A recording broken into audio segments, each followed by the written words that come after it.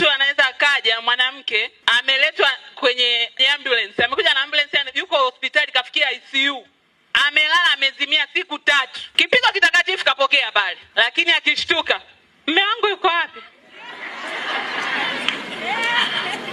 Sasa unashangaa, kesho tena mwingine amekuja kaja na drip, katoroka hospitali, mume wangu yuko wapi? Naomba kama hutaki kumtoa basi naenda mwenyewe loka, nipeleke na mimi nikakae naye huko.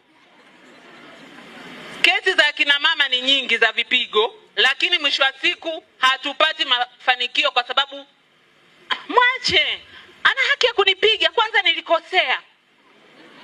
Acha, yani kwa lile kosa nililokosa, afande mwache tu. Tena akipewa dhamana, maana makosa mengine haya ambayo hajalazwa hospitali, dhamana ziko wazi. Unampa dhamana, kesho tunataka kwenda mahakamani, jada tumeshaliandaa. Hii kesi inaenda kesho mahakamani. Asubuhi hata aliyepigwa mwenye haji.